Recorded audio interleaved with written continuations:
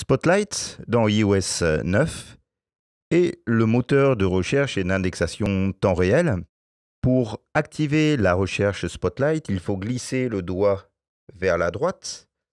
Dans iOS 9, Spotlight s'enrichit de réponses qu'appelle Apple proactives. Vous avez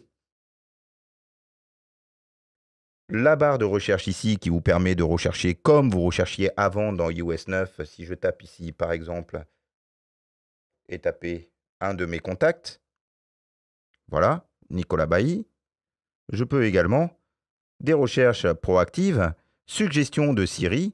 J'ai envoyé un message à mon épouse donc qui m'indique sur la partie haute toutes les personnes à qui j'ai envoyé des mails ou des e-messages ou des SMS. Sur la partie juste dessous, les applications que j'ai lancées récemment ou qui correspondent aux suggestions. Comme j'ai envoyé un SMS à Sandra, il me met l'application message. Comme j'ai envoyé un mail à Yann, il me met l'application mail. Mais également, j'ai partagé des photos, donc j'ai l'application photo. Et juste dessous, vous avez à proximité.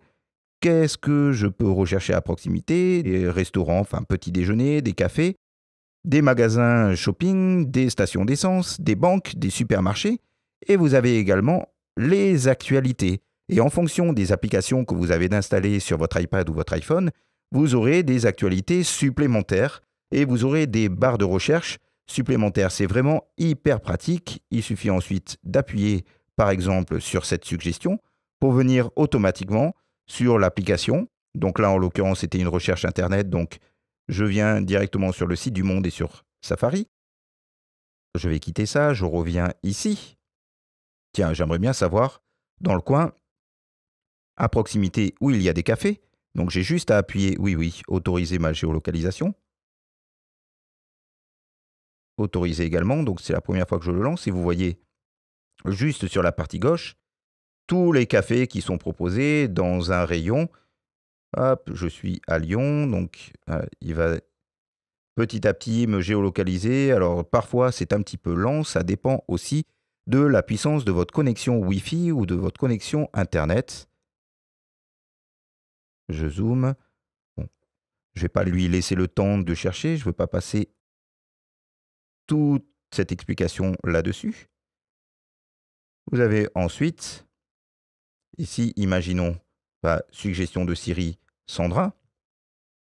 Voilà, je peux automatiquement, sans avoir besoin de lancer l'application téléphone, par exemple sur mon iPhone, l'appeler, lui envoyer un message, e-message ou SMS, faire une conversation FaceTime et avoir les infos sur le contact. OK? Les infos avec... Je tombe directement sur sa fiche. Je reviens dans les recherches.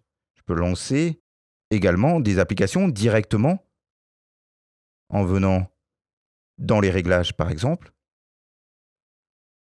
Donc Spotlight, comme vous venez de le voir, s'enrichit d'une nouvelle fonctionnalité proactive qui va vous suggérer des applications et des actions, en plus de pouvoir faire des recherches sur le contenu de votre iPad, mais également du contenu sur le web.